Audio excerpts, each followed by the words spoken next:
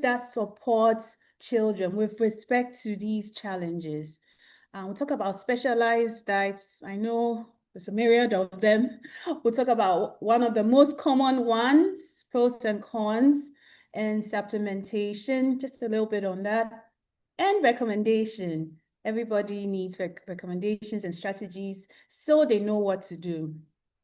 Okay, so like I said, our objective is to explain why nutrition matters in children with autism. And our goal is, at the end of this, we should understand the building blocks of nutrition. We should know the common nutrition-related challenges in autism for caregivers, for professionals, and for parents, maybe, or you're an auntie or an uncle, or you have a friend or a niece or a nephew who has autism. It's good to know these things as well. You can share with them. And also recommendations, like I said before, and strategies to improve nutrition in autism.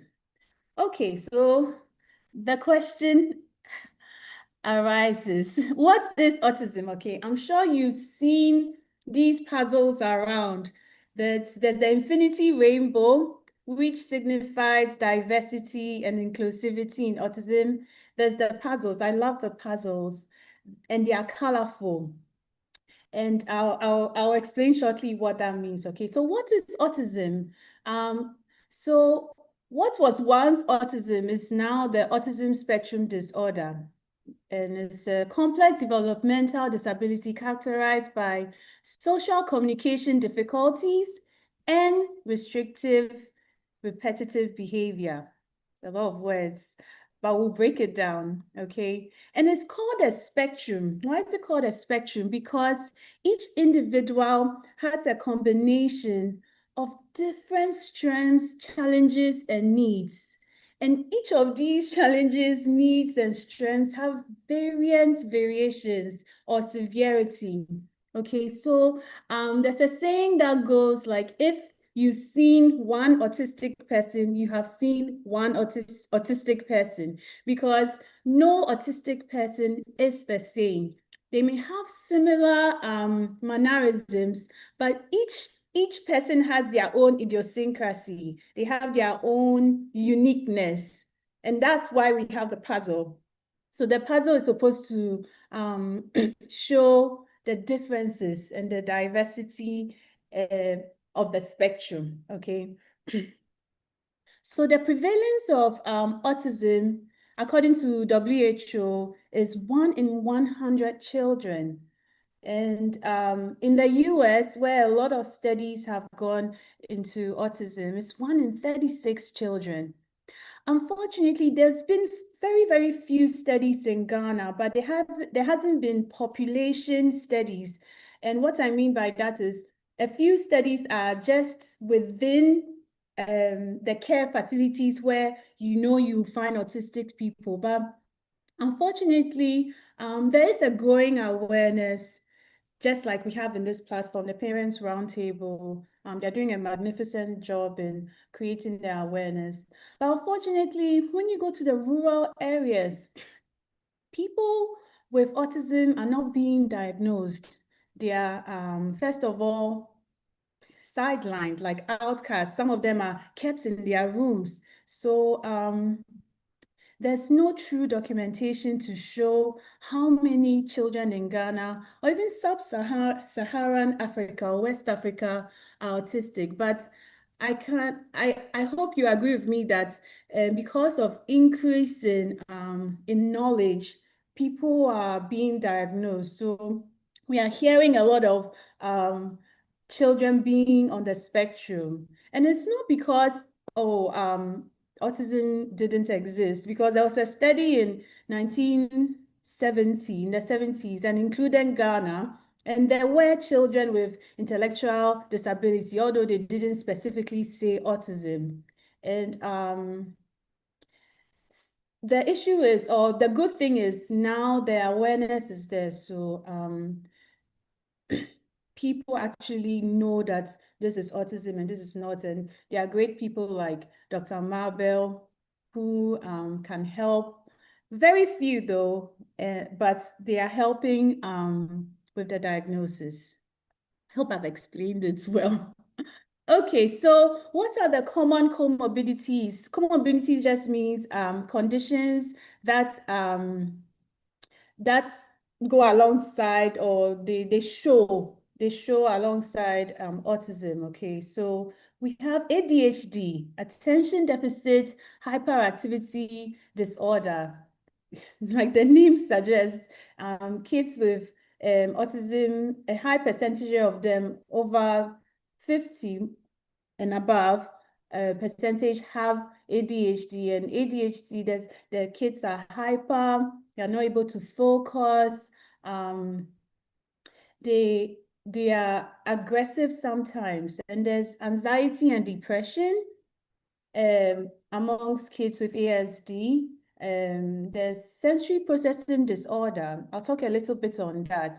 Sensory, when you say the senses, the five senses, your eyes, your nose, your sense of smell, your taste, so eating, your hearing, ability to touch, all of these sensitivities, it causes the children to find it difficult to eat certain foods. And we'll talk about that. Or even touch certain textures. They're like, oh, like slimy textures, or they tiptoe because they don't want to touch the floor. Yes. And there are seizures or epilepsies. Sleeping disorder. It's a huge one. It's a huge one. Because research shows that they have very low melatonin that allows you to sleep. Then GI issues, I'm sure we'll be hearing a lot of that. Intestinal issues, language disorder, speech delays, communication difficulties, learning disabilities. Yes, all these are symptoms or comorbidities of autism. Now, the $1,000,000 question, nutrition for autism. I'm sure a lot of you are like the lady in the picture. And when there's so much information now, from influencers, from parents, from doctors, nutritionists. You don't even know where to start from, or you don't even know whether some of them are conflicting. One day they say eat eggs, another day don't eat eggs.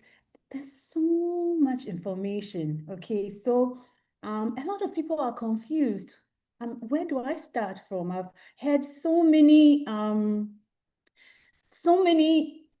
diets. There's the GAPS diet, there's the every day or almost every week something new comes up. There's gluten-free diet, something called probiotic, something called detoxification, and it can be overwhelming. And if you don't know what to do, or you don't have the right guidance, you can be very, very frustrated. Some people have started, but because they didn't build the right way, they've given up, and unfortunately did not see results or good results. So I hope I'm here to help with this dilemma. Okay, so we are doing a bit of nutrition 101, okay? It's very basic, and I've made it very easy for everyone to understand. So what is nutrition? Okay, nutrition is the study of food and how it works in the body. Basically, food, what we eat, and all the processes that occurs in the body after we've eaten till the time it comes out. Yes, that is what nutrition, all the processes. All right. And anything that is involved with these processes is nutrition. Very exciting. And what are nutrients? Okay, they are chemical compounds in food. Okay, and these nutrients are responsible for giving the body what it needs to survive. So, for example, a car needs fuel to survive. Human beings, we need food. So food is the compound word, but food is broken down into nutrients. And we're going to talk about these nutrients, all right? So nutrients can be categorized as macro. Macro means big, or micro. The fact that it's macro or micro doesn't mean one is more important than the other, okay? Macro means that it is needed in larger quantities, okay? And micro means it's needed in small quantities. Needless to say, when you are deficient in some we'll get there, micros, there are certain processes or metabolisms in the body that cannot work. So they are also very essential. So this is a simple illustration of micros and macros. So macros, so there are three main macros: our carbohydrates, carbs. Carbohydrates are good for you. Everybody says carbohydrates are bad. They are excellent food for you. Carbohydrates, lipids or fats and oil, and proteins. Those are the macros. So the body needs them in larger quantities, okay? So for carbohydrates, the body needs, for an average person, about 45 to 60%. Yes. Now, carbohydrates are energy building food. So you get your main fuel from it. All right. Yes. And I mean, it does other, it provides other functions like fiber, which we'll talk about, which is so paramount with regards to nutrition and autism. And they also contain other nutrients that we'll also talk about. All right. All right, so lipids, fats and oil. Okay, fats are good for you. Okay, there's nothing that's bad. It's in moderation and the quality. Okay, so fats are good for you. There's fats from plants. So we have avocado, we have seeds and nuts, and they are needed very much in the body because our brain is made up of about 60% fats, yeah? And we need fats for hormones, fats in order to absorb certain vitamins. We need fats, and they are also energy-giving food. Then proteins. Proteins are really good for you.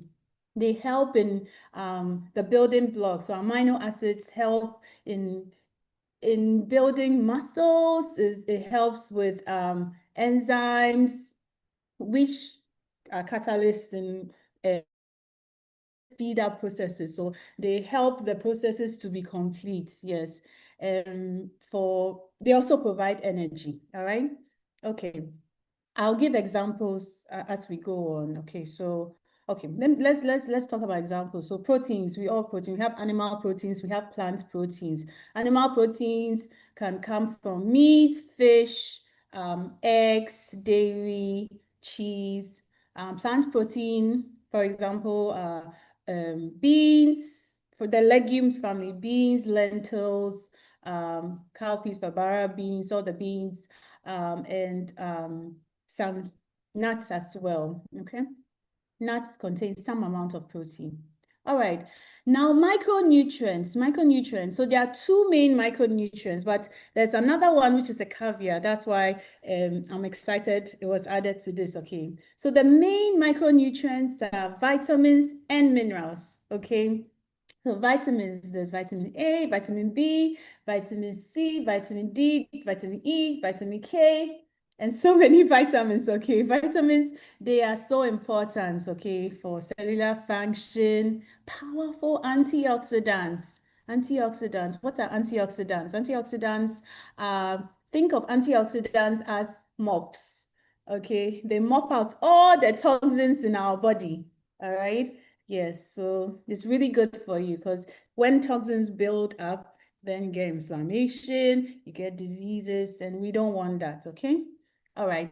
Then we talk about minerals. Minerals, not the ones we drink though. Minerals, minerals from food. So we have zinc, we have magnesium, calcium, selenium, all these iodine, all these minerals are really important also for similar functions to vitamins. They are, think of them as bridges in all processes, okay? Without them, certain things in the body cannot function properly. Then we have phytochemicals. You won't really hear phytochemicals when they are talking about the nutrients, okay? But I'm glad they included it here because phytochemicals have powerful um, antioxidant properties. Okay, so what am I talking about? Most of the spices, the natural spices like turmeric, um, ginger, pepper, all those things, they can't, you could say they could be under carbohydrates, but then usually you don't eat a lot of them for energy. So it's very potent as an anti-inflammatory or antimicrobial or antioxidants, all right? Okay, so just a recap. So there are 6 essential nutrients, okay? You can take the phytochemicals out. We just added this for the purpose of this discussion. So we have carbohydrates, lipids, proteins, which are macro, so needed in big amounts, and micro, vitamins and minerals. And last but not the least is water. Very essential, okay? Yes, water does not give us calories. Okay, there are no calories in it, but it's so essential. It's the medium within which all chemical reactions occur in the body. Okay, and it's the medium for transport. And our body is made up of over 60% of water. So if you are not hydrating, you are in big trouble. Okay, and an average of 4 to 6 glasses of water is what we need, about 2.5 to 3 liters, unless you are eating a lot of food that contains water. It also adds up to it, okay? All right, and yeah, it helps the body, when to manage temperature control, digestion, and even brain function. Okay, so we talked about our 6 essential nutrients. Okay, let's move on. Now, these nutrients have been grouped into food groups. Okay, now when we say food groups, we are referring to groups of food that have similarities. That's what they are called. Okay, so fruits, for example, is a food group. Although it has all sorts of nutrients, it has different nutrients. You can find carbohydrates in there, you can find vitamins and minerals. Okay, so we have 6 food groups. Okay, and isn't it beautiful, our Sanka? So this is our Ghana food-based dietary guideline that was made in 2023 by the prepared by the Ministry of Agriculture and University of Public Health, and a group of nutritionists and dietitians. They put it together so that we can, it's very important to ensure that we understand the food we have and its importance to our nutrition. So this is very exciting.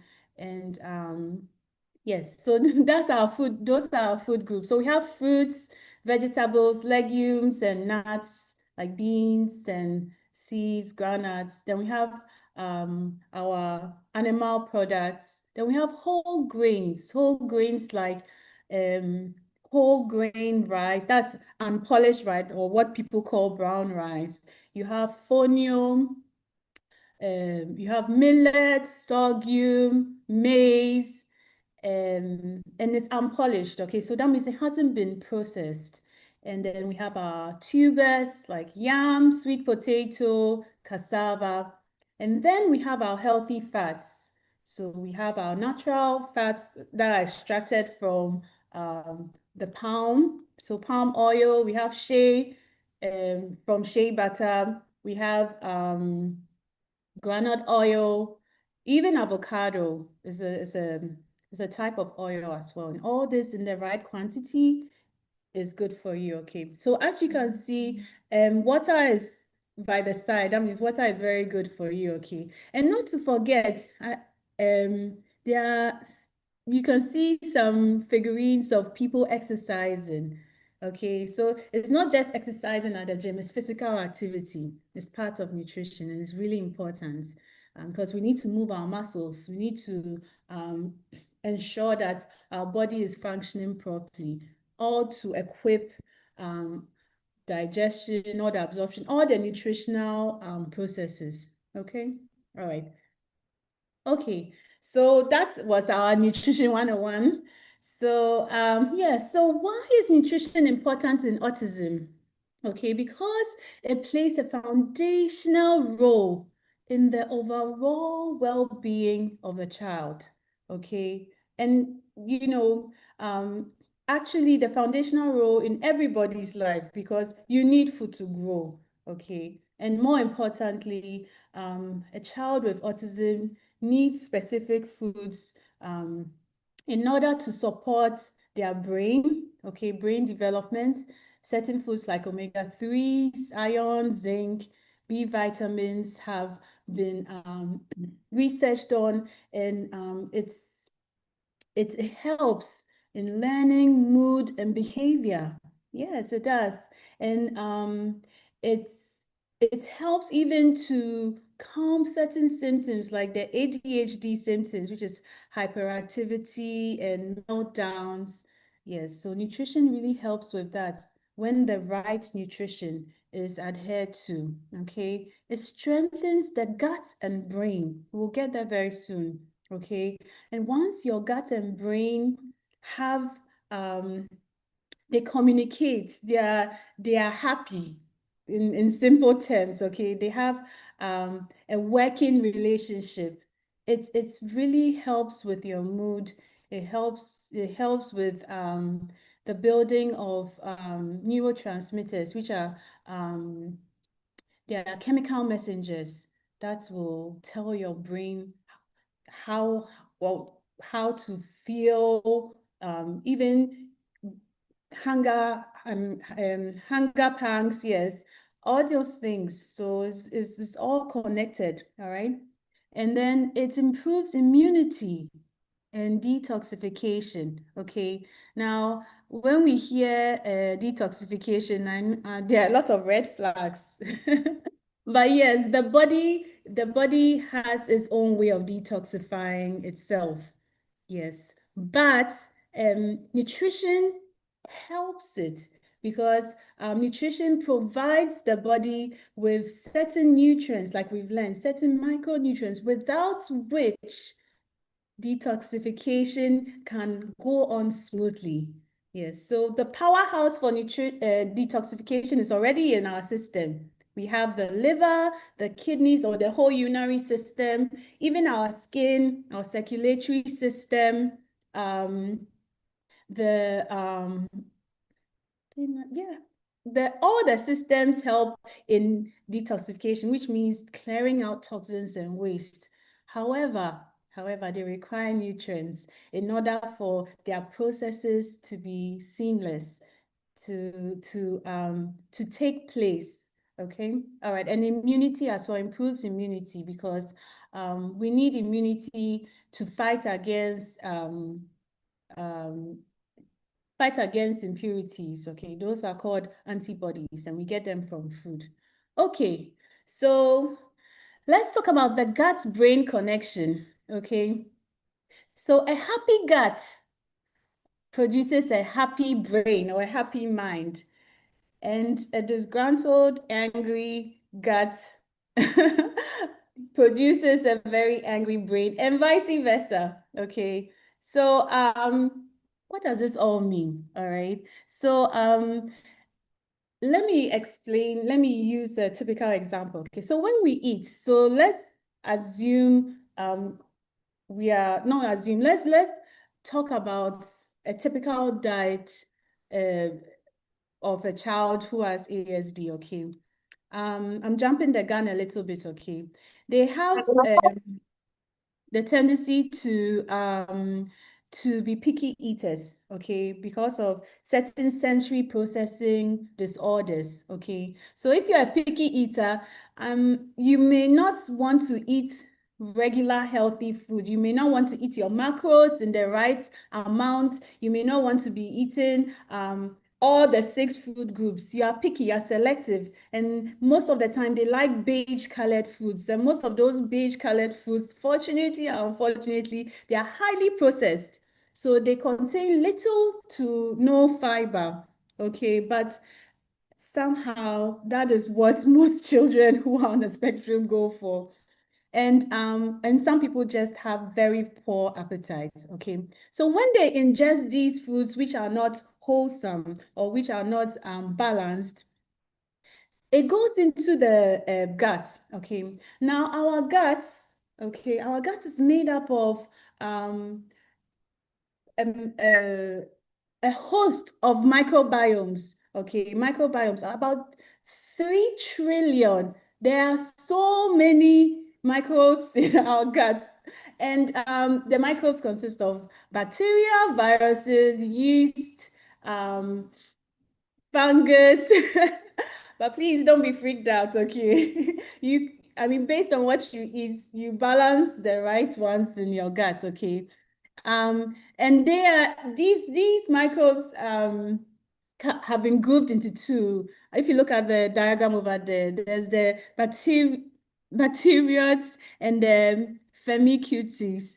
Okay, we are not going to talk about all these terms, but my point is one of them, okay, the bacteriotes are the good bacteria, sorry, the bad bacteria, and the firmicutes are the good ones, okay? Now, depending on what you eat, you'll be feeding one of them, okay? So if you feed the good ones, you will get the good results from it. However, if you are feeding the bad ones with a bad diet that does not contain enough fiber, what's happening is you will be growing the bad ones, and the bad ones, they come with a package. Okay, so let's talk about the good ones first. Okay, now when you eat a lot of food with fiber or well-nourished food, they like fiber. The microbes, they feed on it. Okay, and when they feed on it, the good ones, they produce short-chain fatty acids. And these acids help in the production of these chemical signals, which are called neurotransmitters. An example of these chemical signals are dopamine and serotonin. Now, serotonin is the happy hormone, okay? So if you have a lot of it, it's a good thing. It sets you in a good mood. And over 90% is produced in the gut. Yes, so I hope we are trying to link now the importance of nutrition with autism. Okay, so if your diet is right, you well, inadvertently, you become more happy because you're feeding the right you're feeding your gut with the right food, and your gut is giving good results. Okay. However, if you are eating a diet low in fiber and is highly processed, what's happening is the bad bacteria increases. So there's an imbalance, and that imbalance is called dysbiosis. Okay. And what happens when there's an imbalance? When there's an imbalance, then you get inflammation. Okay, there's bloating, there are GI issues.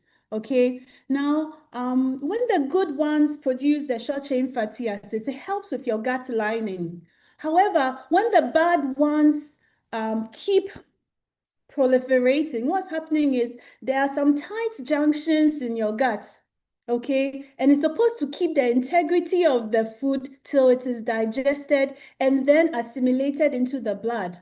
But what happens is these tight junctions, they start breaking up, or they lose their bonds, okay? And then food which hasn't been properly digested goes into the blood. And that's called leaky gut. I'm sure you've heard of leaky gut before. Yes. So when there's dysbiosis, whereby there's more bad bacteria in your gut, it can lead to this leaky gut. That's one of the major causes of leaky gut. And what happens is when food that hasn't been digested goes into passes through the leaky gut into the blood, sometimes It causes, not sometimes, it causes inflammation, okay, because the body is not used to that molecule that has come out from the leaky gut. It's only used to the simplest form of your nutrients. For example, the simplest form of carbohydrate is glucose. The simplest form of protein is amino acids. And the simplest form of lipids or fats and oil is fatty acids. Now, if the body is not assimilating food in those simpler forms, but then it's coming half digested, the body sometimes so it goes into the system, and unfortunately, so the blood is always moving, okay? And if it goes to your brain and crosses the blood-brain barrier, sometimes those metabolites, that's what they are called, they have an opioid effect, a mimicry, okay? So it mimics opioids when you're and when you take opioids, what happens? You are more hyper, okay? And that's what causes certain symptoms, behavioral symptoms, and behavioral abnormalities in our children. Okay, this is diet related. There are other factors that can cause it. So the behavior therapist will talk about something else, the speech therapist will talk about something else, but I'm specifically talking about how diet can cause these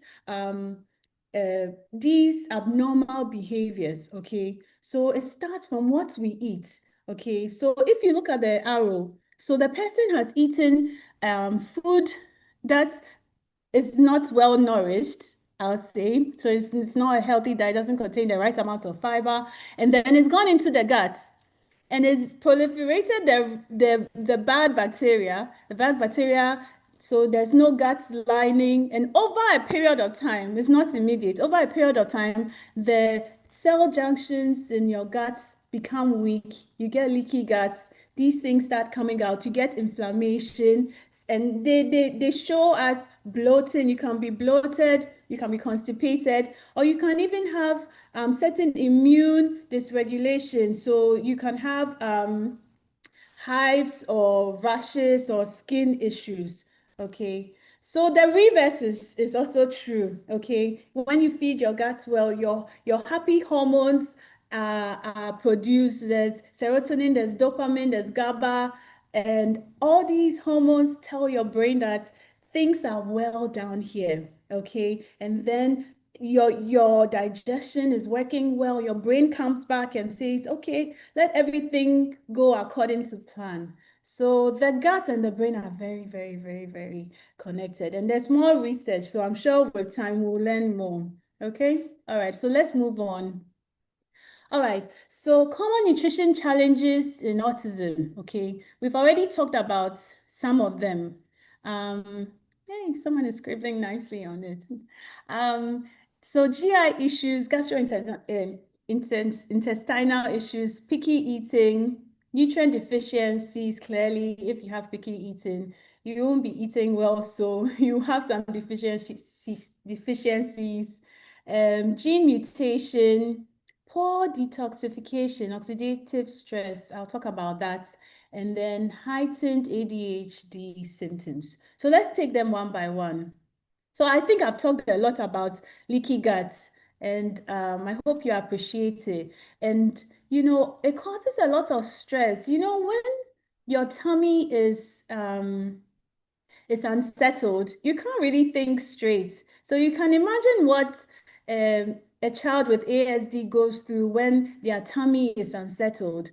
And you're telling them, pay attention, listen to me, do this, do this. They're not listening because their tummy doesn't feel right. So it's producing all sorts of hormone that's actually not letting them focus. And there's this terminology called brain fog, where the child seems absent-minded, or there's no clarity in their thinking. Yes, so that causes it. Okay, so that's leaky guts. Okay, so other things that can cause leaky guts other than the dysbiosis I talked about was certain medications can cause that.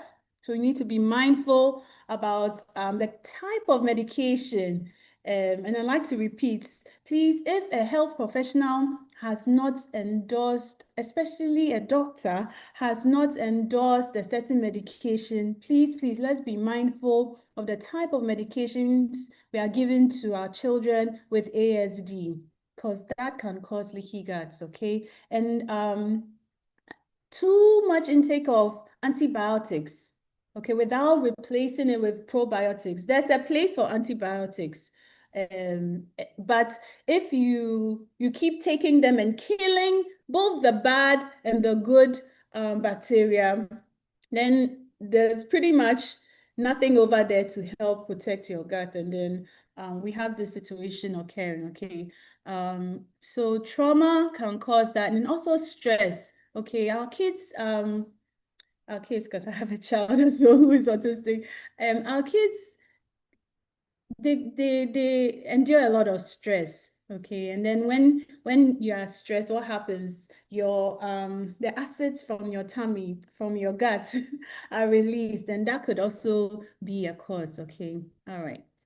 Okay, so we talked about leaky guts. Now, constipation is one big thing. Okay, a lot of children on the spectrum are not able to move their bowels frequently. And if fecal matter stays in your body for a long time, it becomes toxic. So you feel the effects of all these toxins in your system, okay? And I talked about brain fog, eczema as a result of immune dysregulation, and autoimmune conditions like gluten sensitivity, which is an intolerance, and celiac disease. So celiac and gluten, they are similar and different at the same time. So the similarity is they if you have gluten sensitivity and celiac disease, you are sensitive to gluten. So that's the bottom line. But gluten sensitivity is an intolerance, and celiac disease is an autoimmune condition. Okay. All right. So that's the difference between that. And gluten is just the protein in wheat, can be found in barley, and it can be found in rye as well. So those who are sensitive to it do not eat products of wheat, like bread, pastries, pasta. But sometimes there are these starches can also be in condiments like ketchup or any thickener. Yes, contains that. And barley, I remember my cousin was allergic to gluten, and she liked malt, the drink malt, and she kept running each time she would take it, and then only to, like the doctor said, oh, it contains barley. So it's not just, people think, oh, it's bread, it's only bread. No, bread, no, anything that contains wheat, barley, or rye. Okay, but sometimes you see that, oh, people say oats contain gluten. It doesn't contain gluten. No, there sometimes, depending on where it was processed, there may be traces. So if you have high sensitivity, you can pick up those traces. So oats, the protein in oats is not gluten, okay? So just wanted to make that clear. All right, so let's move on to picky eating, okay? Picky eating is a huge issue, okay? And mostly it's as a result of sensory processing disorder. Okay, with sensory processing disorder, there's I'll go to the next slide to talk about that. Okay.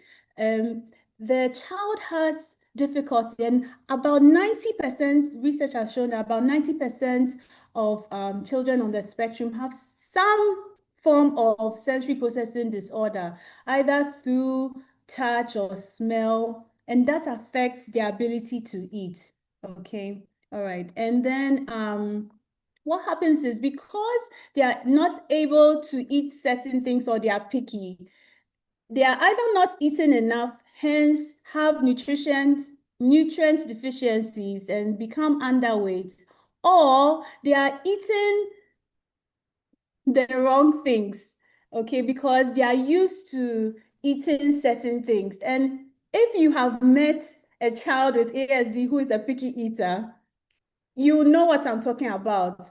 For example, if maybe what they like, and they like beige things somehow, if, for example, what they like is chicken nuggets, the chicken nugget has to be from a certain brand. It has to be so specific, fried a certain way. And if it is changed, their sensitivity is so high, or maybe that brand is out of stock, and you go and buy another one, they won't eat it. It is so specific, and sometimes people don't appreciate it till you actually experience it yourself. And it's a big issue. And because they are not eating a variety of things, they are not getting all the essential nutrients that we talked about. And not having these nutrients in your diet also causes you not to even have the appetite. For example, if you're not eating foods rich in zinc, like you can get them from nuts, you can get that from meat, you won't have appetite to eat other things. Do you understand? So it's a vicious cycle. It's a vicious cycle. Another thing is sometimes because you're not also eating the right things, they don't get full. Because if your food does not contain a lot of fiber, you don't get full. The fiber, one importance or one property or advantage to eating fiber other than feeding your gut is it helps you become full. But if you are snacking on biscuits, on processed foods, on meat pie, or all the processed cakes, I'm not demonizing anything. I'm just saying they are processed foods and they should be eaten in restricted amounts, and you limit the number of times you eat. But if you are eating that all day, then you are not even motivated to try other foods. Yes, and then there's food sensitivity. When you feel like if you are going to eat a certain food, it gives you a certain reaction, then there's an aversion. And for example, a lot of children are lactose intolerant, even children who are not on the spectrum, and they feel bloated. So whenever maybe they see milk, they associate it with that. Yeah, so there's that sensitivity as well, aside gluten sensitivity. And last but not the least, there's tongue tie. Sometimes we don't notice it, but if you have younger kids, it's good to check if beneath their tongue is it's actually it's tied. Okay, you need to check if it's tied.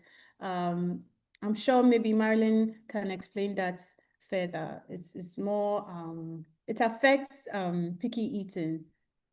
All right. So yeah, these are a few statistics of physiological conditions that will lead to picky eating. Okay, low muscle tone, very important. I've talked about gut issues enough. Low muscle tone, it will amaze you to know that sometimes even the ability to roll their tongue in order to swallow certain foods it's very hard.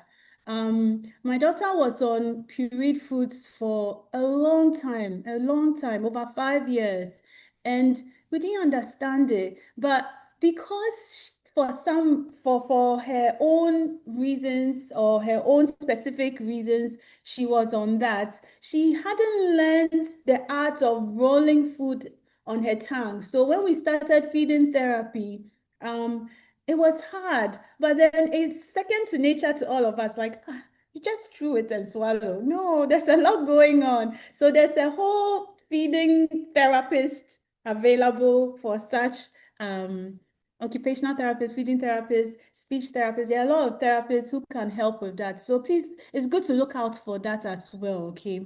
It's not, sometimes the child can be picky, oh, I don't want this, I don't want to eat this, but you need to look for these physiological signs and then rule them out. Okay, I talked about nutrient deficiencies that can prevent them from eating as well, and medications. Okay, so let's move on to the next one. Okay, nutrient deficiencies and gene mutations. Okay, we talked about deficiencies and why we can be deficient because we have picky eaters, they are not eating food in the right quantities. Okay, and this can lead to anemia. Anemia. There's iron deficiency anemia, there's folic acid anemia, there's vitamin B12 anemia. All these things can cause anemia. And then there's pica or pica. Um, it's also present in children with autism, not just pregnant women. Pica is a symptom, one symptom of anemia that makes people eat inedible things. People can chew on chalk, or they just want to lick something, or maybe go to the garden and they want to taste the sand. Yes, it happens a lot. So these are the deficiencies as a result. Vitamin D deficiency. Vitamin D is a very wonderful vitamin, aside the fact that it helps our bones develop, it strengthens our bones. Vitamin D has neurological functions that helps in mood, in calmness, in helping with behavior, especially with regards to calmness, okay? Then vitamin B deficiency, okay? There's something called methylation. Methylation is how our genes in the DNA are turned on or off, okay? Now, in order for methylation to work, you need one of these or all of the B vitamins. Okay, so think of it once again as a bridge. So in order to cross from one side to the other, you need that B vitamin as the catalyst or as the bridge to make the gene function work. Okay, now what happens is there's poor methylation in children with, research has shown that there's poor methylation in children with autism. And as a result of that, proper detoxification is impaired. So certain toxins that are supposed to be converted into safer forms are not being converted. And the aftermath is all these behavior mannerisms that we are seeing, including picky eating, okay, including picky eating. Calcium is also very important. So for children who are lactose intolerant or on a casein-free diet, casein is the protein in milk. Unfortunately, when they take the plant-based milk, which contains not a lot of calcium, people don't ensure that those milks are fortified. So you realize that there's a deficiency in calcium. And if you have a growing child, the child is going through growth spurts and they need calcium, calcium for their bone development, calcium for even metabolic functions in the body. Okay. All right. So poor detoxification. I've been talking a lot about detoxification, okay? Now, poor detoxification and stress can lead to a condition called oxidative stress. Okay, oxidative stress is when you have more toxins, in simpler terms, more toxins than free radicals. So you have more toxins that have not been taken out of the body, and they are in the form of free radicals. Okay, so when the body goes through all the metabolism and processes, there are byproducts, and those byproducts need to be excreted either through the skin, through sweat, or through the urinary system. But when there's poor detoxification, what's happening is these toxins are building. Now, when these toxins build, build up, and they are not being mopped up by antioxidants from diet or in the body actually produces, the liver produces glutathione, which is the largest antioxidant in the body. Unfortunately, research shows that children on the spectrum have low amounts of glutathione. So the ability to detoxify is quite low.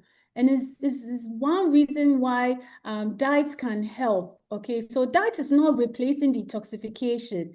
Diet is helping the process. It's facilitating the process of detoxification. And because of their inability to detoxify things properly, they are prone to toxic load, even from the environment. Okay. So children on the spectrum, so there are different severities, okay? So children on the spectrum are quite sensitive to chemicals. It may be cleaning chemicals, it may be coming from perfumes, soaps, all sorts of toxin pollution. Because when we typical people inhale it, our metabolism is just excreting what it doesn't need. But if your detoxification system is not working properly, then what's going to happen? There'll be a toxic load. Okay, toxins from food.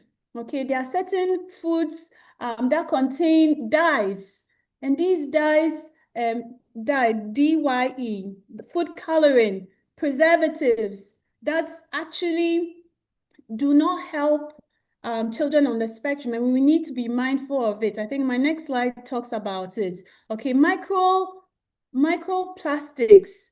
Okay, there's a lot of research on it. Microplastics, their research shows that when you put a plastic container down and maybe you put water or whatever in it and you leave it for a long time, and some particles from it seeps into it. They're very little, and over a period of time, it builds up, you know.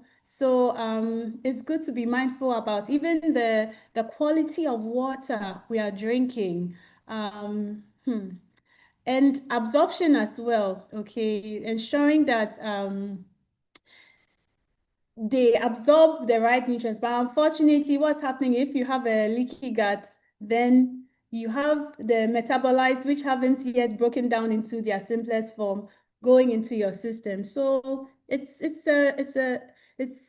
a big problem when it comes to detoxification with children on the spectrum. Okay. All right. So we need powerful antioxidants from food in order to help detoxification. So last but not the least, with regards to the challenges, nutrition-related challenges, is heightened ADHD symptoms, hyperactivity. You can see some of them, they have a lot of energy. They can bounce from one place to another non-stop, impulsiveness, aggression. They don't know how to channel their energy and trouble focusing. Okay, now can nutrition help? Absolutely. Okay, and the wrong nutrition will also aggravate the problem. Okay, so wrong nutrition in the sense that if you are eating highly processed foods with a lot of sugar, refined carbohydrates have been stripped off their fiber. So you're not getting fiber to fill fuller, to slow down release of sugars. You are not getting enough fiber to feed your microbiome. So what's happening?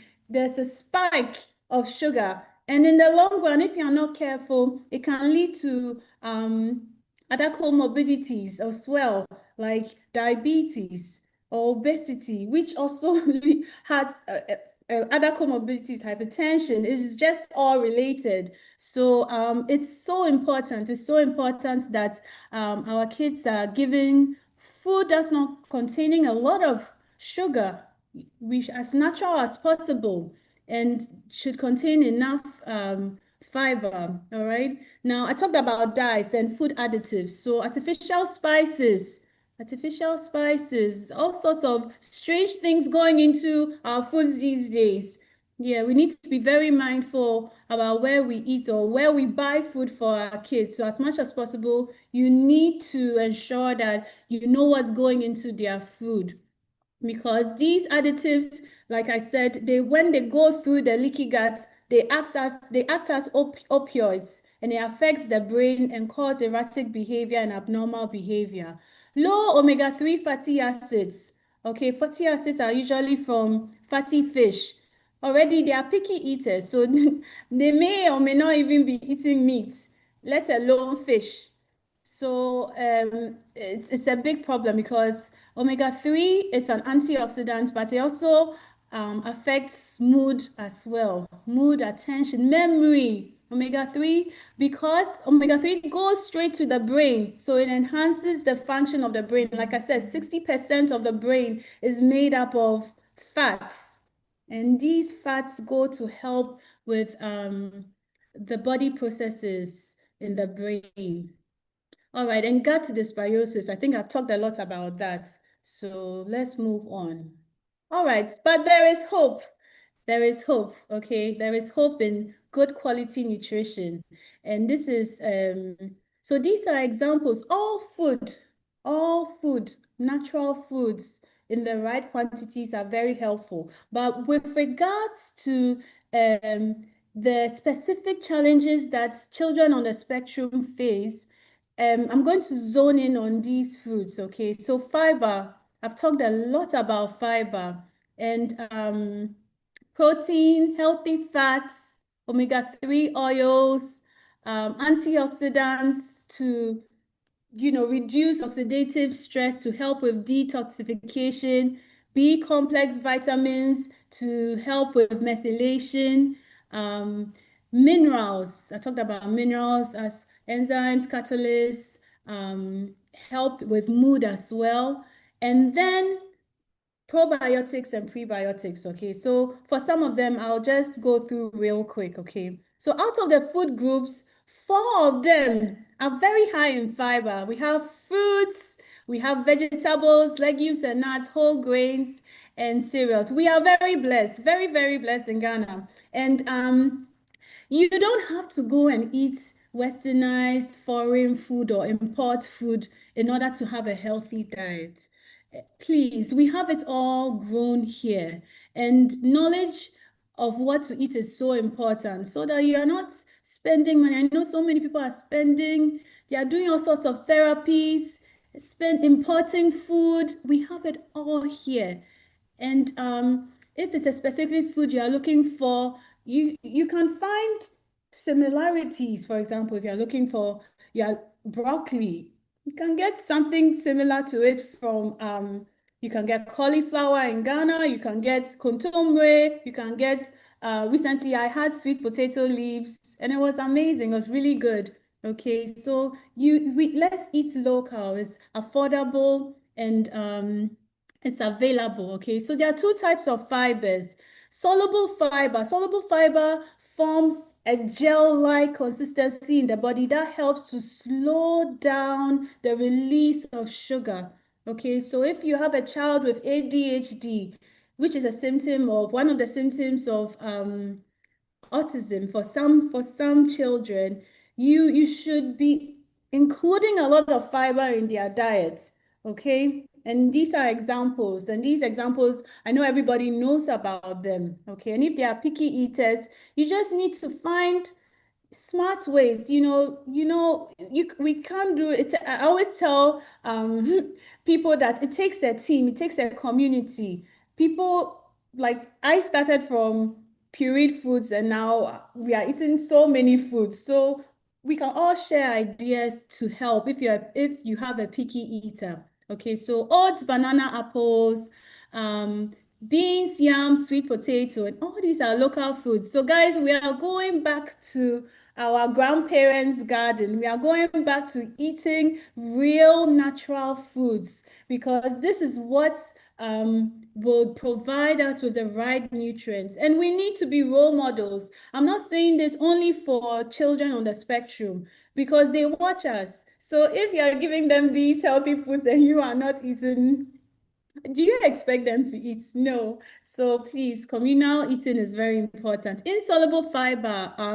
This fiber helps with constipation. A lot of children on the spectrum have issues with constipation. So you need to increase the amount of insoluble fiber to help with free bowels so they don't have constipation.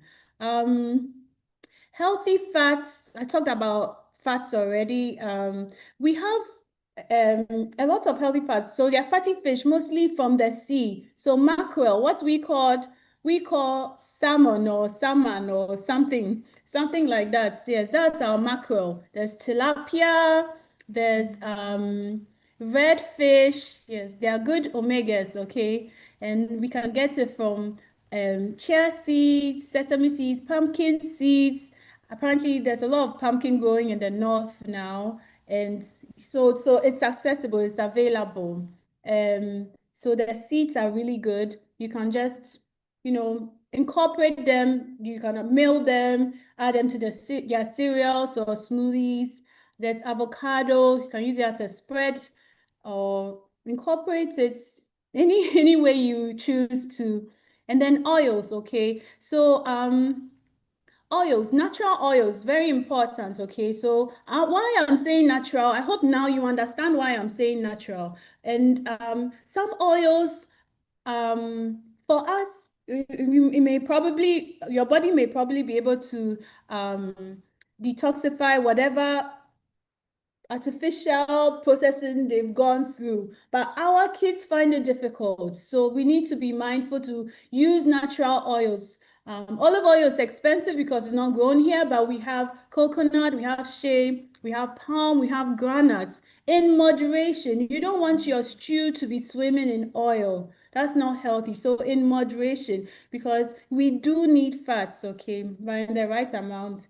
If you are not sure, you can speak to a nutritionist or a registered dietitian to help guide you with quantities.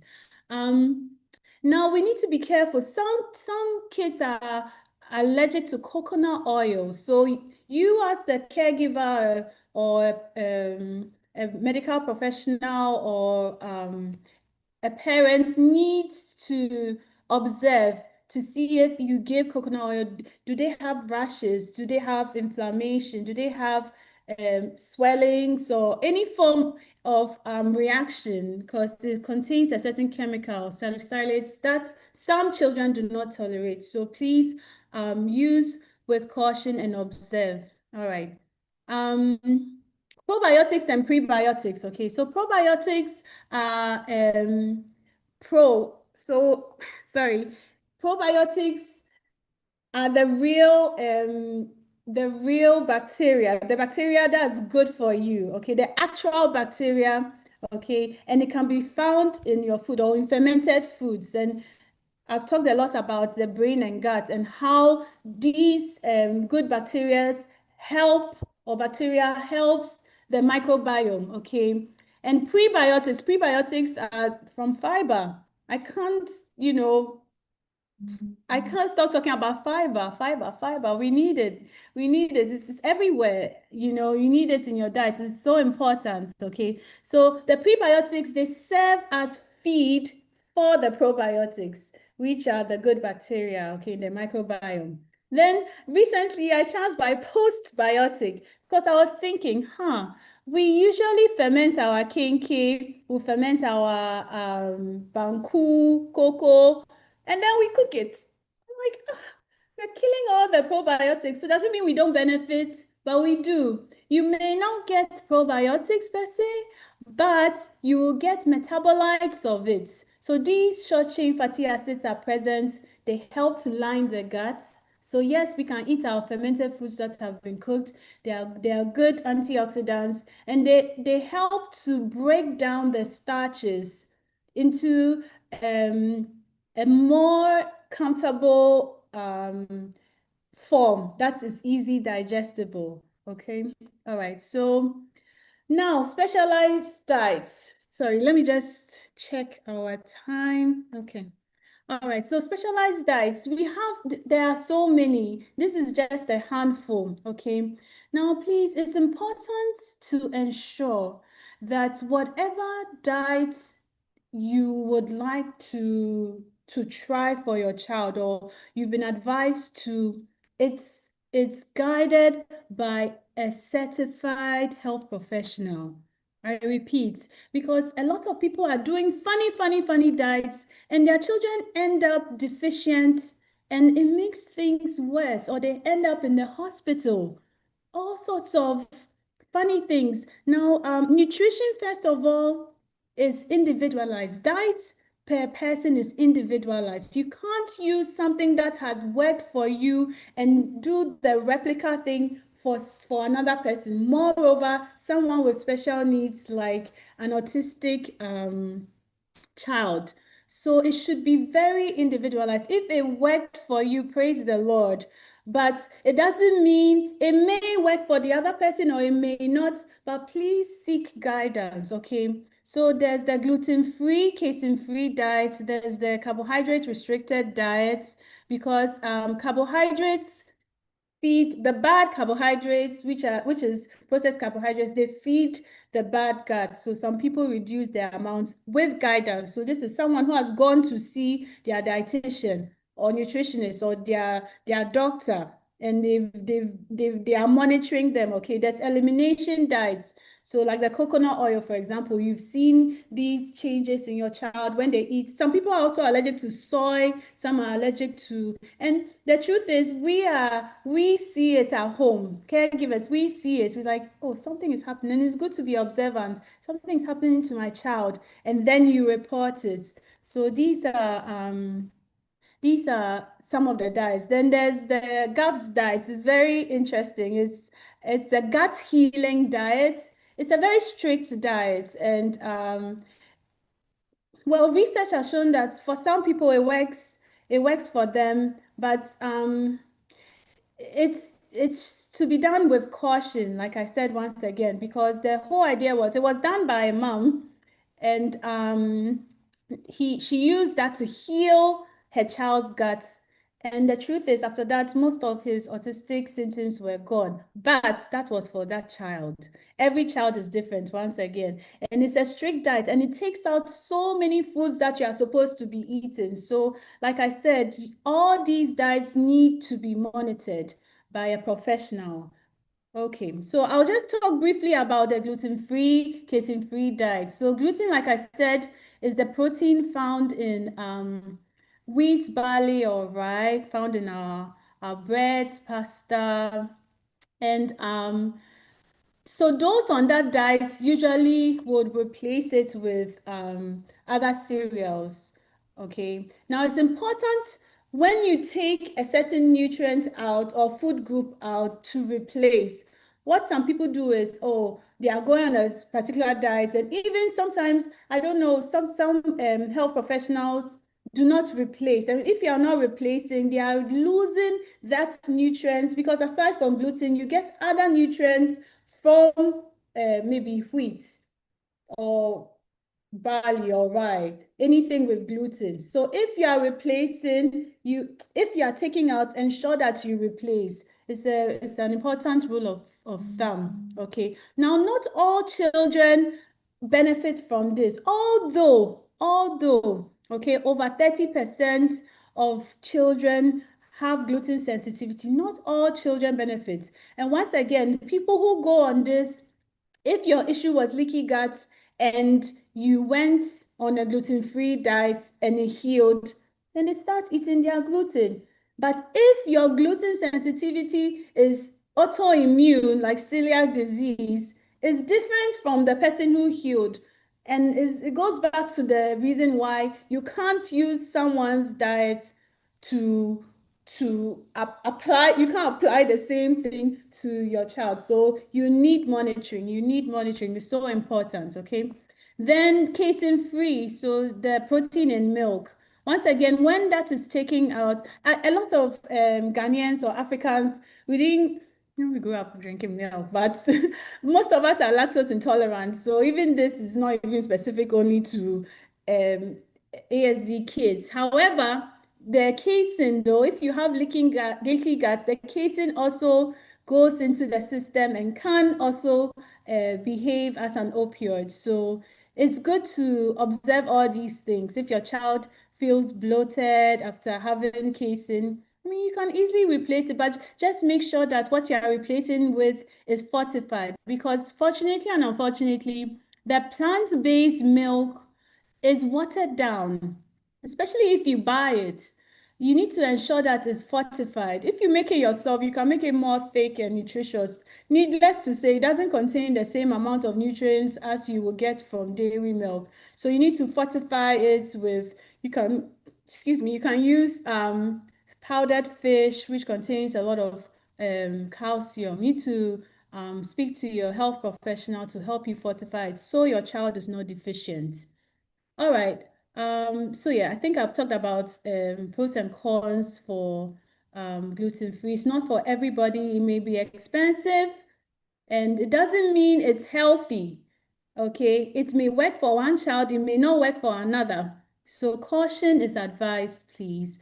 And but there have been positive results. Okay, there's not a these studies are still ongoing. Some of them have mixed reviews, but a recent meta-analysis shows that there's been positive results with regards to gluten-free, casein-free diet if you are sensitive to it. If your child is not sensitive, the tendency for you to actually see, I mean, you won't see any results. Okay, all right.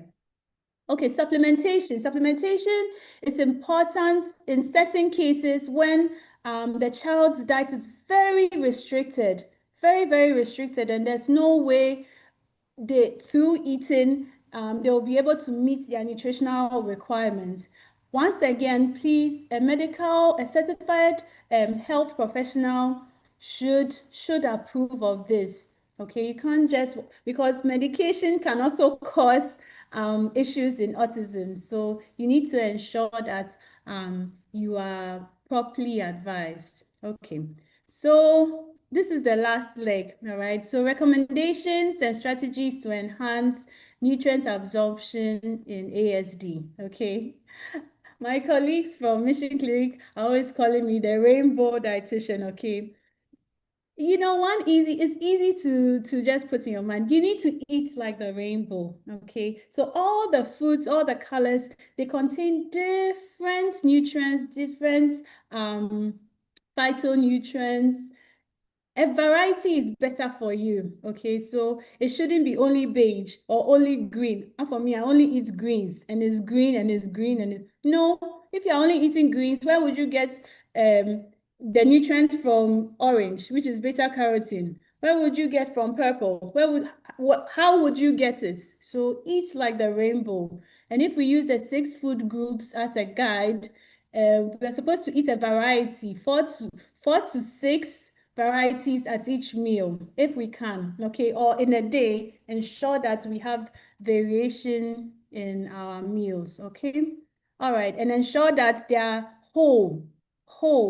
The less processed it is, the better, okay. If you pick up a product and it's got a label, the GAND, um, the Ghana Association of Nutrition and Dietetics, they are advocating for food labeling, actually, the whole community of nutrition and dietetics. And it's very interesting. So many people buy things without reading the labels.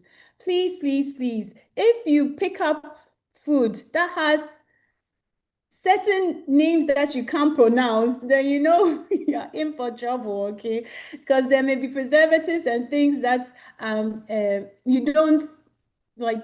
If you don't even understand it, they're probably hiding it from you, and it may not be good for children on the spectrum. So please, let's read our labels, let's read our nutritional content, and ensure that packaged foods, what we are eating, it's beneficial to ourselves and our kids, okay? If you don't know how to read labels, there's a lot of information out there. The whole month has been dedicated to teaching people how to read labels and understanding them as well. All right, foods to restrict, okay? Restrict, okay? So once in a while, should I even say that? Once in a while, we are human beings. Once in a while, you would have, a drink or a candy or something, but it shouldn't be part of our regular diet, okay? Because we don't want to contend with these challenges, especially if our child is on a journey to healing, okay? So sugary foods, fatty foods, too much salt, they put too many preservatives and coloring, and detoxification is difficult for our kids, so we need to be mindful, even for ourselves as well. Okay, food fortification. Okay, this is very, very, very important because most of our kids are picky eaters, so we can fortify our foods with Powdered fish, like I said, it increases protein, calcium.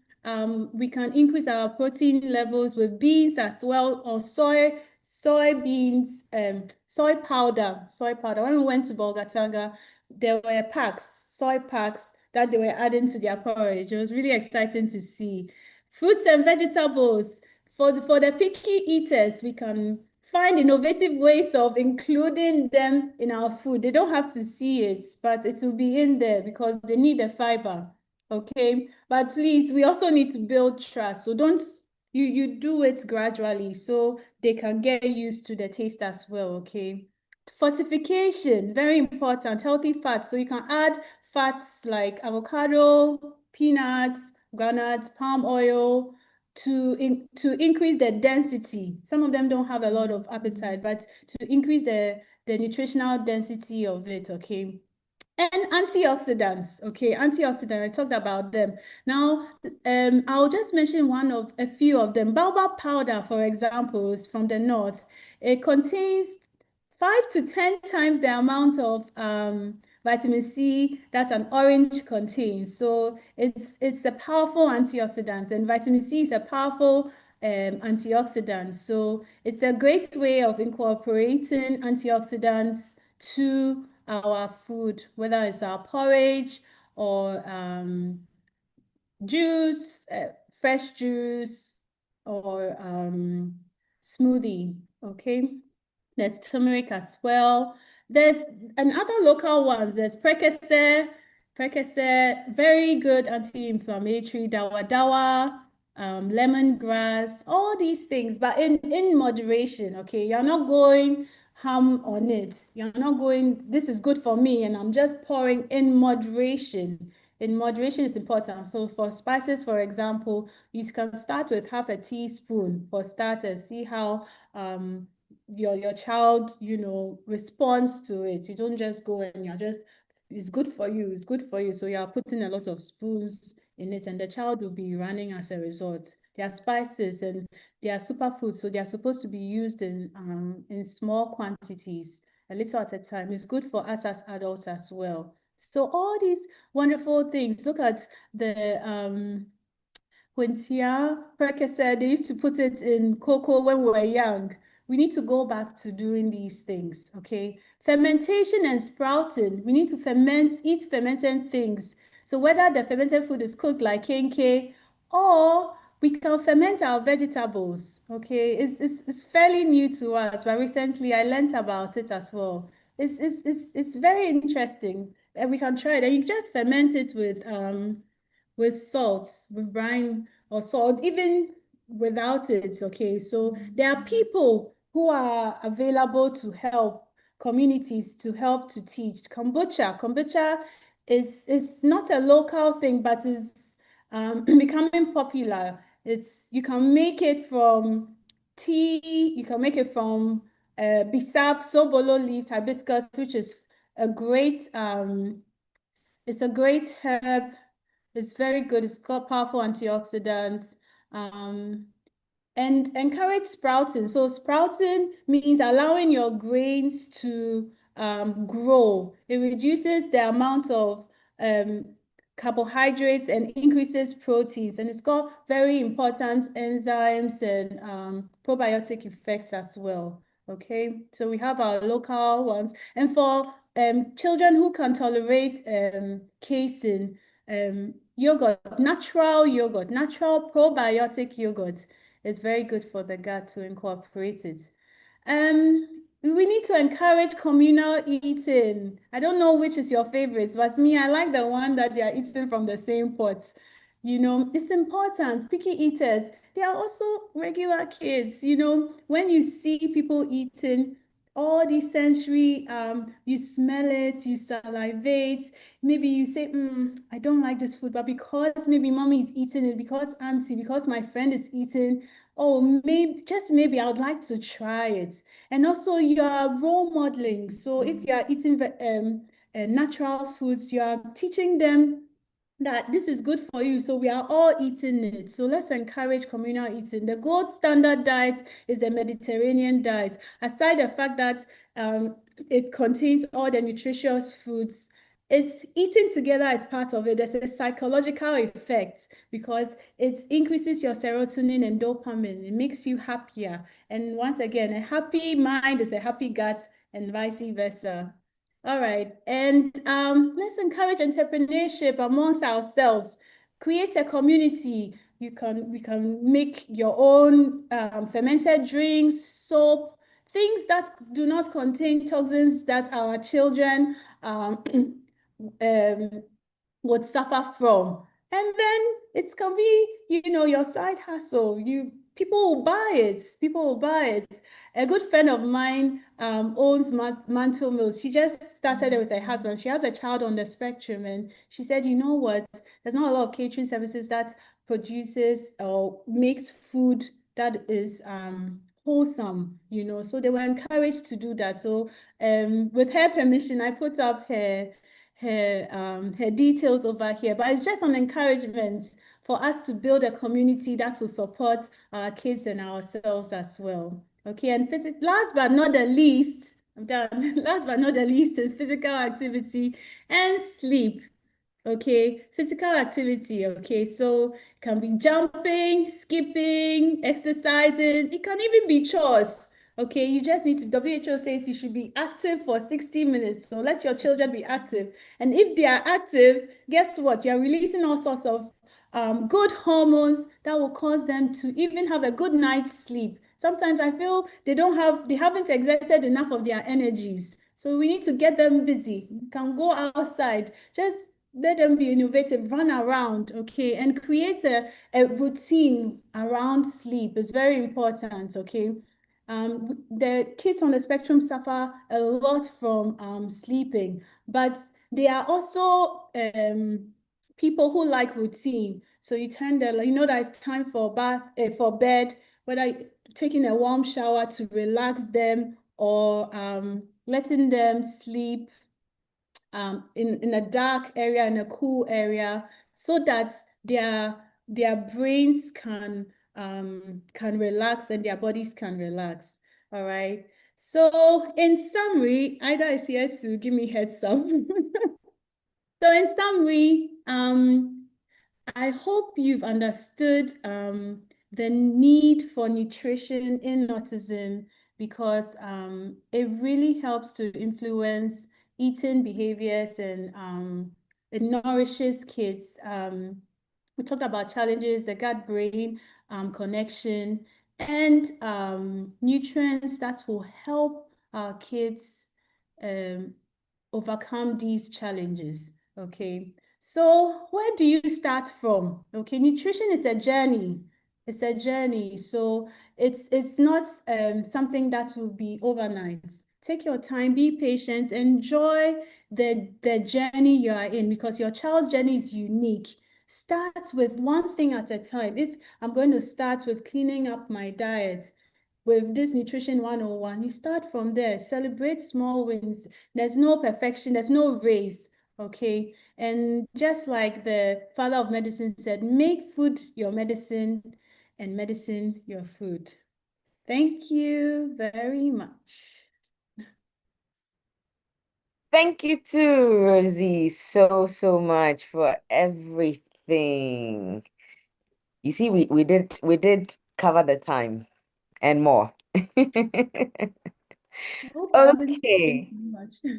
Oh no, no, no, no, no, no, no, no, no, no.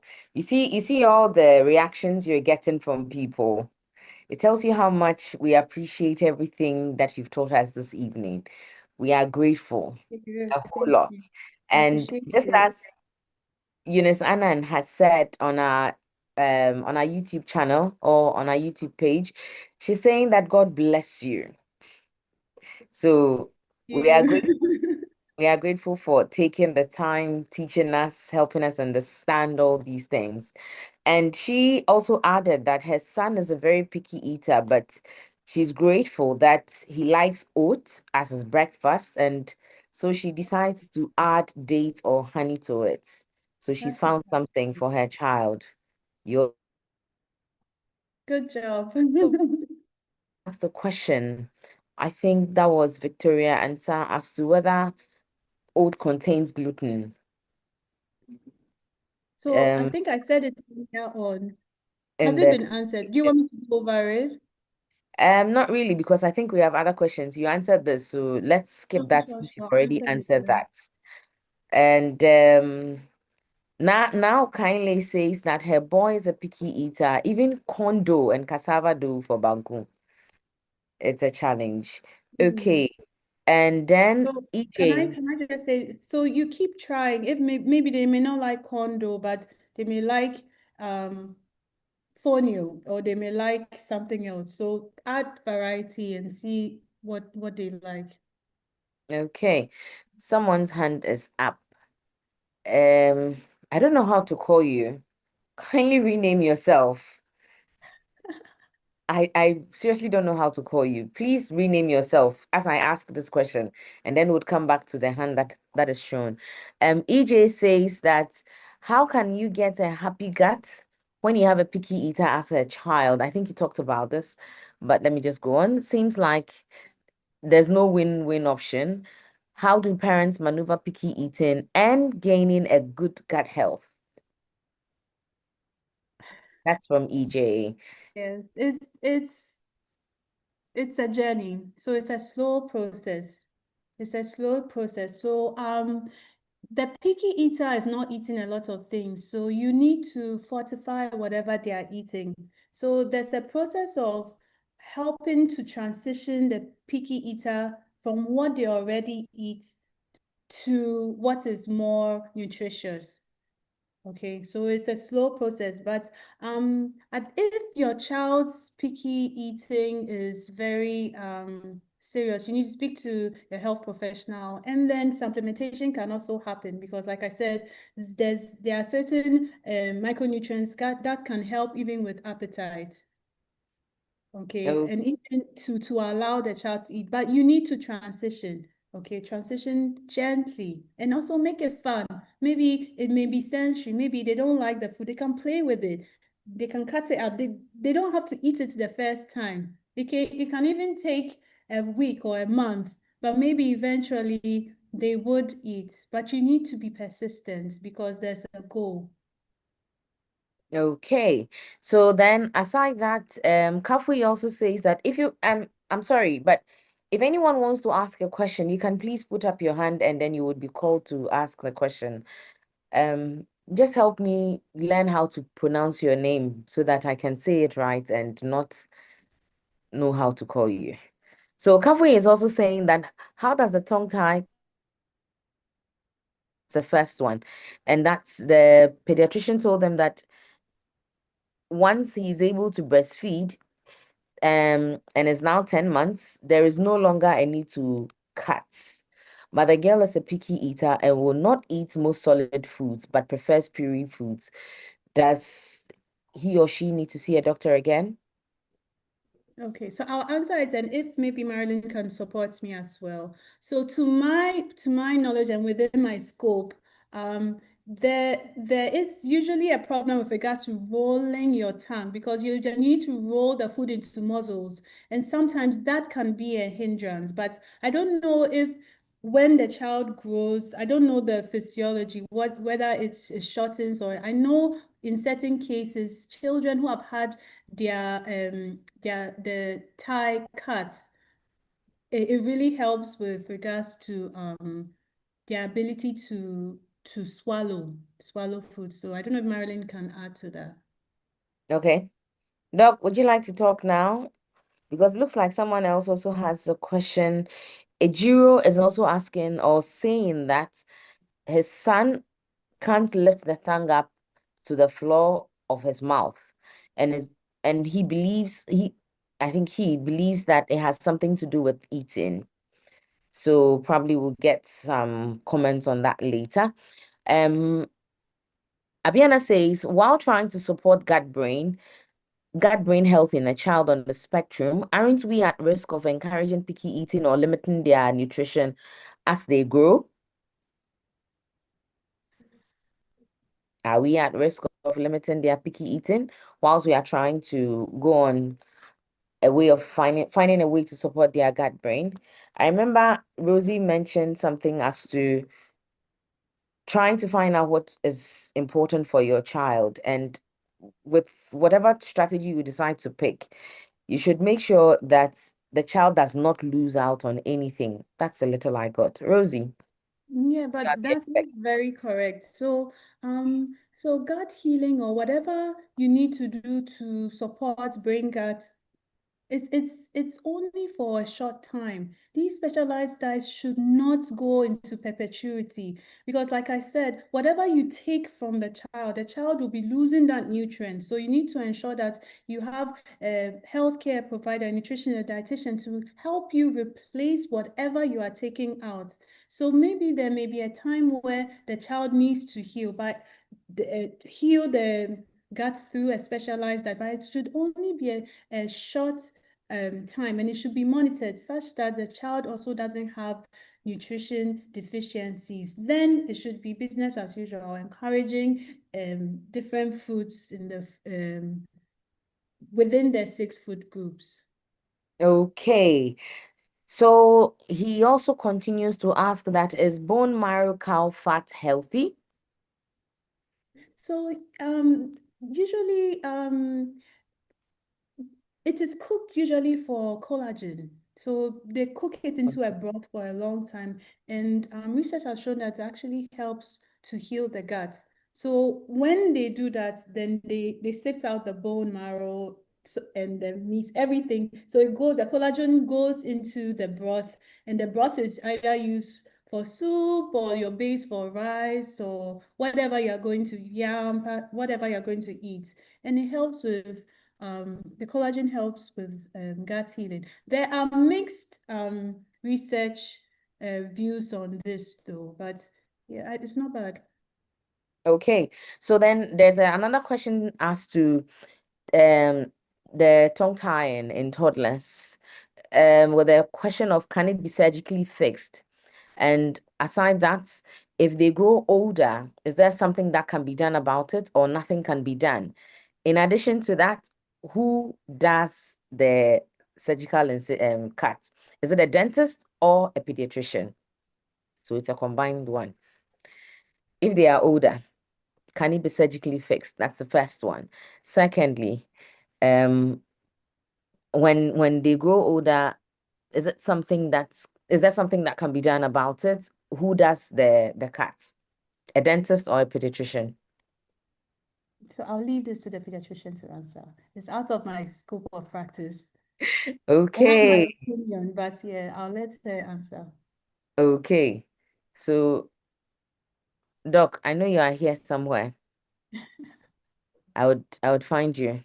All right. So as we wait for an answer for that, Abe is also asking that is there any evidence that children who are highly allergic to coconut oil are likely to have ADHD?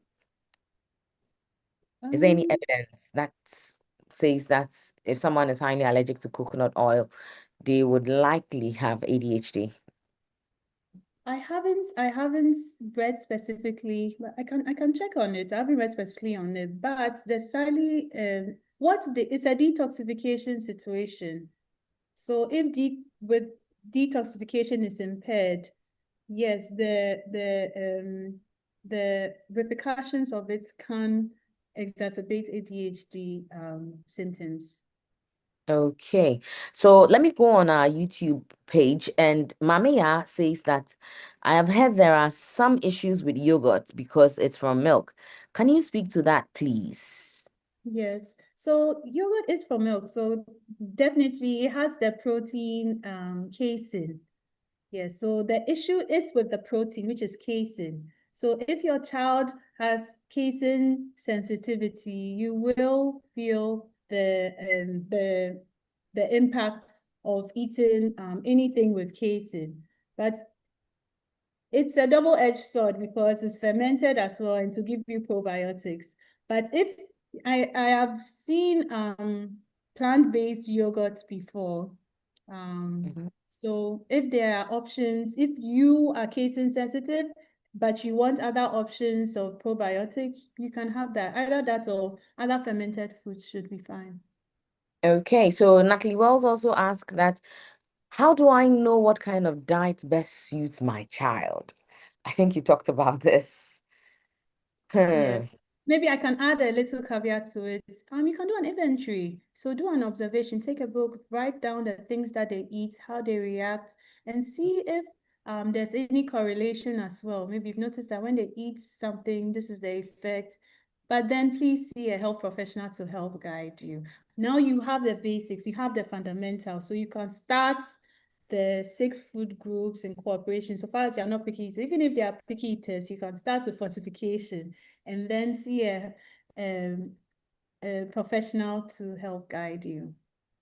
Amazing. So I am also going to join Salima, EJ, Vicky Anta, Dr. Ella, Mirabel, and Natalie, and everyone to say that that was an amazing presentation, but I am not done with you yet.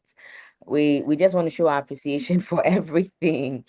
And yes, with all the God bless yous and the thank you roses coming from Abiana, from Stephanie, Monica, she's also asking a question as to, I thought tilapia had high levels of mercury. Is it good for them? But I think someone answered that. Or yeah. Okay, so Salima answered that. She says that tilapia actually have low mercury because they are farmed and mostly vegetables fed. Maybe you should do more research on that also. So she's also encouraging a research to be done on it since they are farmed separately and not in the other water bodies. Yeah, it all Okay, depends on so the source, I guess. The source of it, where you're getting it from. exactly. So See something on the mercury. Um, fishes, bigger fishes tend to have more mercury because of the size. So if you are not too sure, it's better to get the smaller ones as opposed to maybe you can get a really huge red fish as opposed to a small. The smaller ones tend to have smaller quantities of mercury. Hopefully it doesn't, but with our pollution and everything happening, we need to be mindful. okay, so Nyansabakwa is also asking that the he or she, the boy weighs 30 kg at 4 years. 4 years, 4 months. And I want to believe I fed him well. Do I need to worry? Doctors think it's a big deal since he's active and all well. We often go for checkups and all. Any help? 4 years, 4 months, weighing 30 kg. Please come and see a nutritionist or a dietitian who there are several factors. I don't really know if maybe the his muscle mass is high or he's obese or is his fat percentage. I can't make assumptions. So to just to be on the safe side, because if you do your calculations, you have a diagnosis, but you need to do a physical assessment in order to know if the child needs help or not. So please let us Okay. help you. So concerning the tongue tying issue, um, Doc is answering that, and she's saying that the speech therapist and occupational therapist will need to have an assessment of tongue movement to see if there is a reason for picky eating. But a tongue tie is very small. It's a very small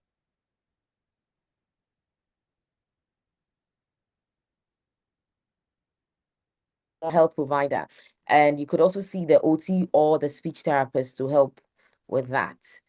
And then there was an addition as to a pediatric surgeon, sorry, does the release of tongue time.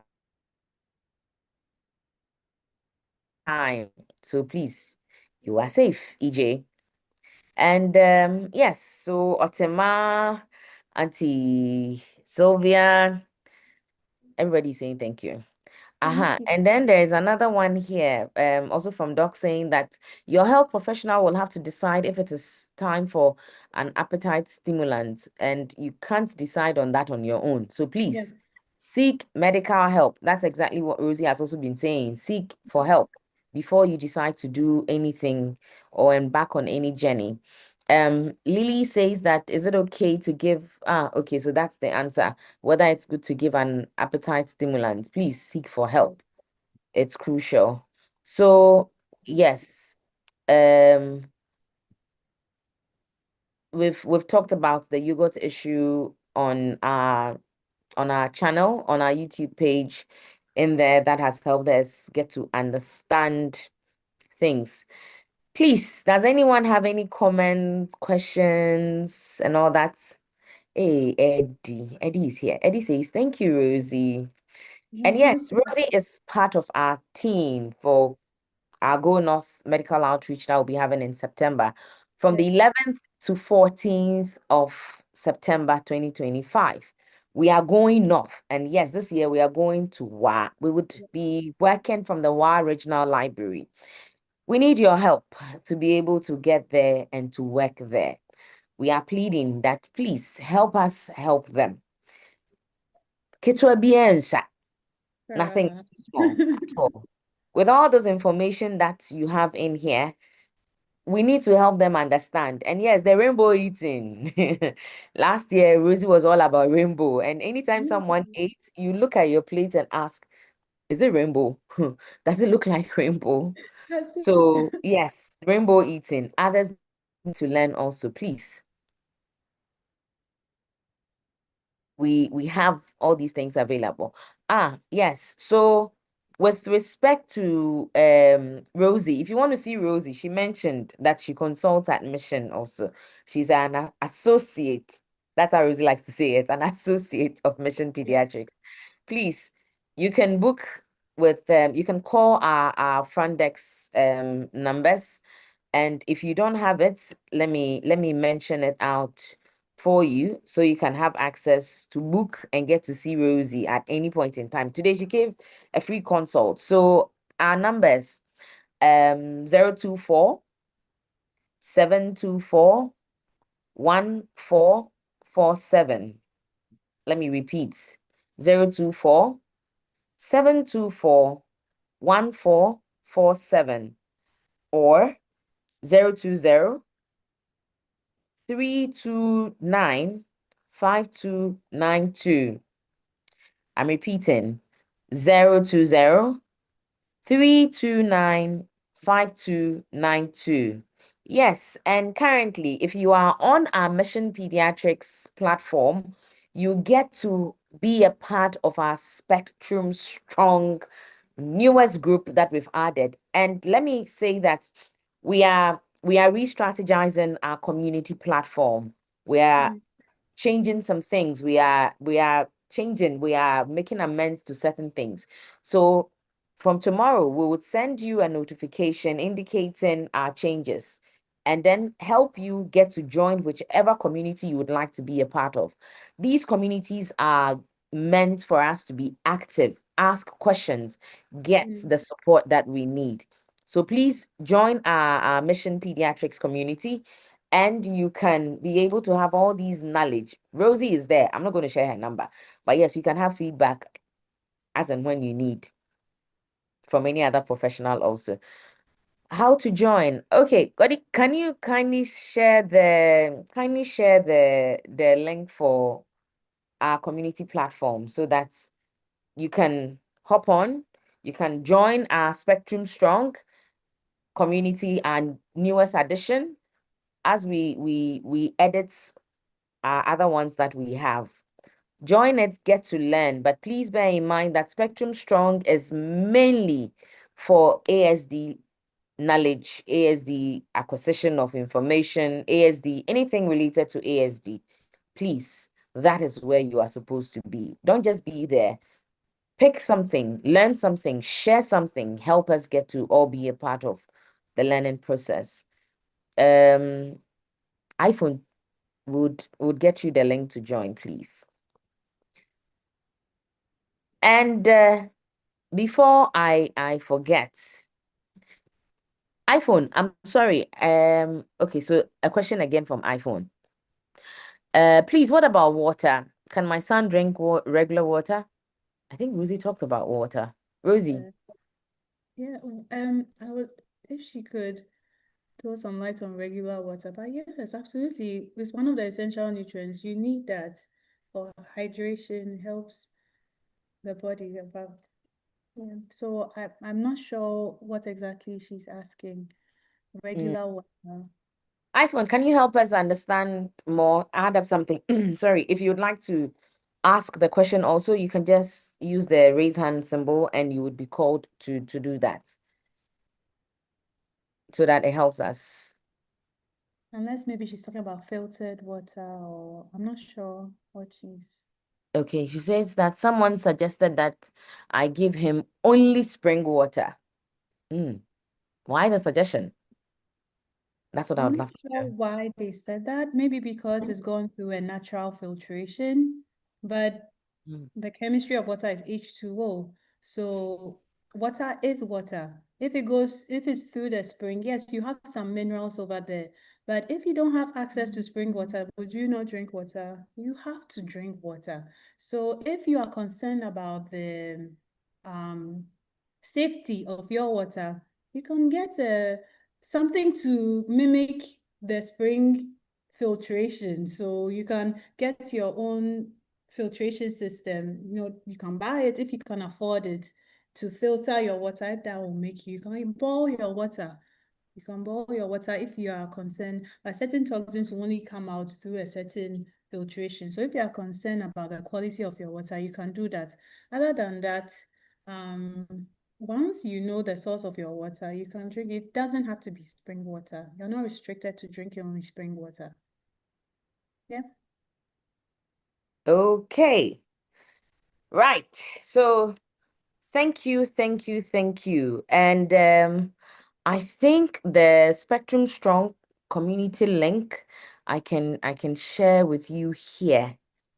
Let me just get it in and share on this platform so that whoever is interested in learning, acquiring knowledge, anything to do with ASD, please, you can join that platform. So you can join that community page, that group, and it's only for ASD. So anything ASD, please hop on. And if you want to ask any other question, our contact numbers have been shared already. Let me repeat it so that it would help you write it down, note it before we end our discussion.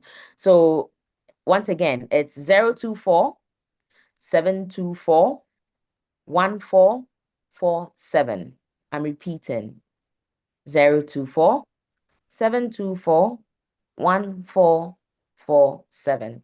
And the other one is 020 329 5292. 020-329-5292. So those are our contact numbers for the clinic. And we work from 8 a.m. to 8 p.m. So very soon the clinic is closing. So we too will be closing.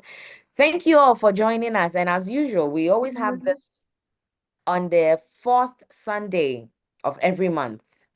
Fourth Sunday of every month, with the exception of December, please.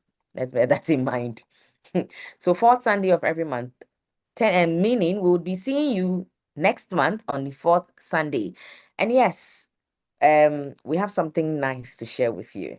Something about our platform, something about a chatbot.